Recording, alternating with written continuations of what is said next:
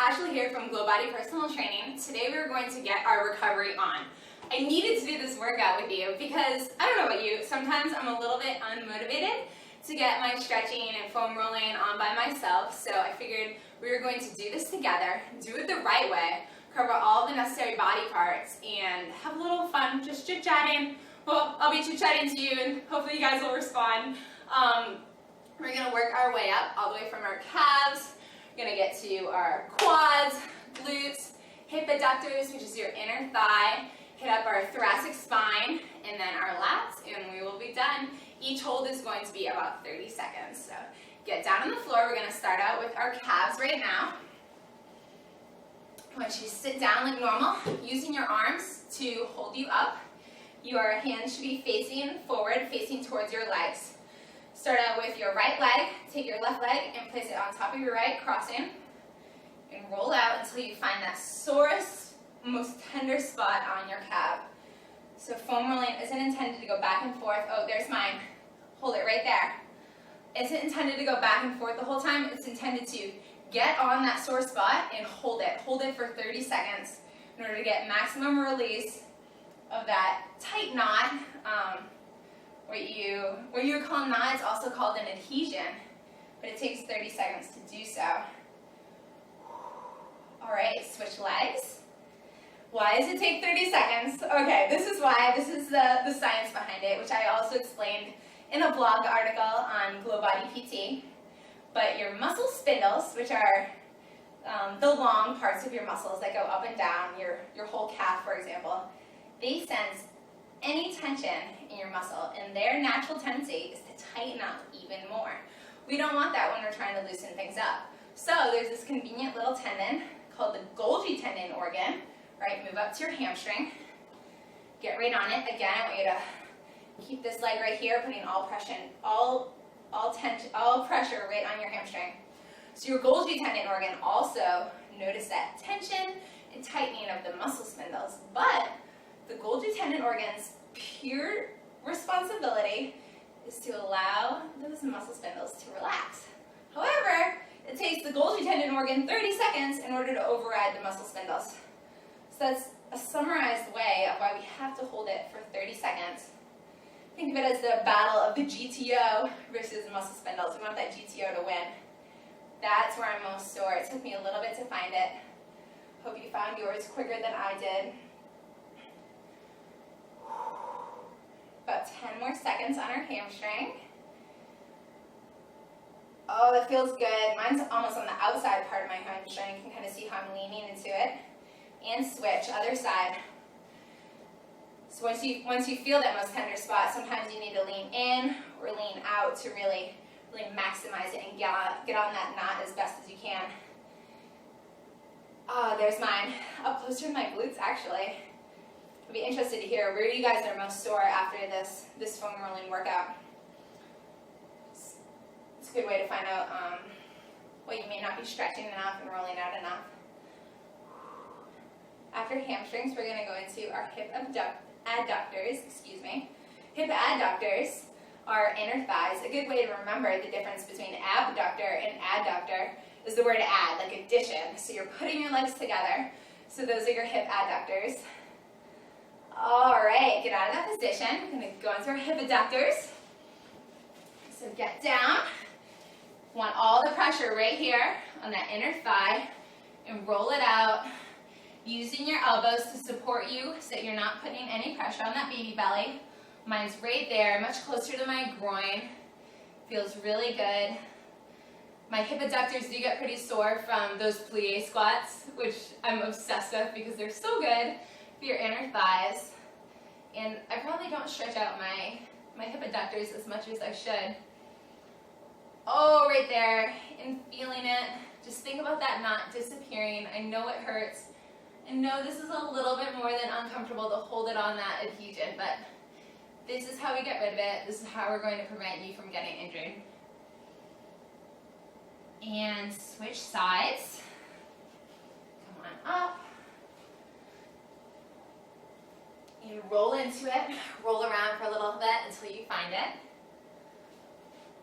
All right, that's where it is on me. I found it. Just letting your body sink into it, putting as much pressure as you can. All of your body weight is what I mean by pressure. Just letting yourself relax, letting the foam roller do its magic. Definitely going to continue to try to get better at my flexibility and recovery workouts as we get closer and closer to labor. Really make sure that I'm preventing any injuries. Definitely don't need that before a labor and delivery. Just need a healthy, fit mommy. Because there's going to be enough other stressors as there is. All right, that's great. Get back up on your knees. We're going to hit up our TFL, a little anatomy lesson.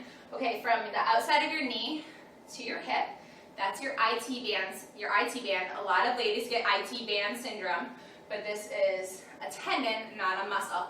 The muscle we're hitting is the TFL, just this little tiny portion about to the orange on my shorts, and that's called the Tensor Fasciae Latae. So that's what we're going to be foam rolling. The Tensor Fasciae Latae. This will help you get rid of IT band syndrome if you ever do get it, or prevent it, because a lot of ladies are prone to it, especially if you're a runner. All right, leaning right on that, just letting your belly hang. It feels good.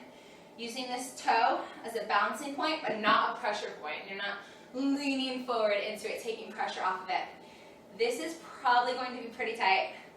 Mine, honestly, seriously hurts right now. My TFL is super tight. I am ashamed to say I should be doing more of this as a personal trainer than I do. All right, I feel that hot spot. Just trust me, it's working its magic. About 5 more seconds. We're going to switch sides. And switch. All right, let's see if the right side is just as tight. Try to be aware of that as you do these stretches. See if there's any postural or muscle imbalances that you feel, if you're more sore on one side or the other. Yeah, my right side feels not as tight on my TFL. There we go. And getting into it, relaxing, letting it recover, preventing any IT band syndrome or other injuries from a tight TFL. Good job. Next, we're going to be going over our thoracic spine. I'm not going to have you stay on the center because I don't want you flat on your back while you're pregnant in your 2nd or 3rd trimester. So we're going to shift from one side to the other of our thoracic spine. However, when you're not pregnant, you can hang out right in the center of your spine and get that done all at once, which is really nice. All right, let's hit that up. All right, thoracic spine is right in the middle. Again, we're going to get onto it. Arms up here. Your shoulders are at a 90-degree angle, and you're just letting those sink down into the floor. Once you let those sink down, I want you to lean onto one side. I'm going to start over here, hitting my left part of my back. You can use your hands to support your head if you like. Getting onto that right near our spine, but we're not flat on our back. We're letting one of our hips drop just a little bit while the other hip goes up on the foam roller. Our backs get pretty tight. Pregnancy is a lot of stress on the thoracic spine, a lot of extra weight we're carrying on the front in our belly and our breast. So we really need to be taking care of our backs. And switch sides. We're leaning over, just lean into it. Feels so good. Make sure you're allowing your whole back to sink into that foam roller. Your lower back, your upper back, as close as the spine is as you can get it. Sinking your elbows into the ground, sinking your shoulders back. Gorgeous. 5 more seconds. This is so going to be worth it, Mommy. Thank you for doing this one with me. All right, next is our lats. Roll over onto one side or the other. Foam roller right here. Our lats are the largest muscle in our back, all the way from up here, all the way down here. So we're hitting up that whole lat. Find out where yours is the most sore, and that's where we're going to hang out. All right, so I'm just going to shift on it a little bit. And that's where I'm the most sore, right there. So for me, it's a really sore spot, so I'm going to let my booty hit the floor. If your lats aren't that sore at all, you may be able to get right up here and balance. But for me, it's pretty sore, and that's a lot of pressure as it is. Must have a really good adhesion right there that we need to work out. But that's why we're doing this together. Oh, I feel it. I hope you do too. I hope you're really getting some good recovery out of this. All right, 3, 2, 1. Switch sides to your other lat.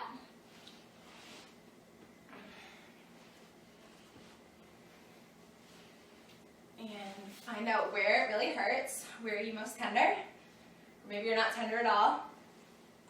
Definitely am.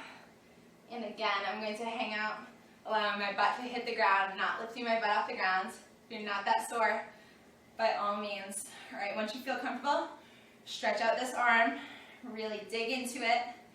That's where the knot is. That's what we're gonna get out and rest. Putting all of your upper body weight on it.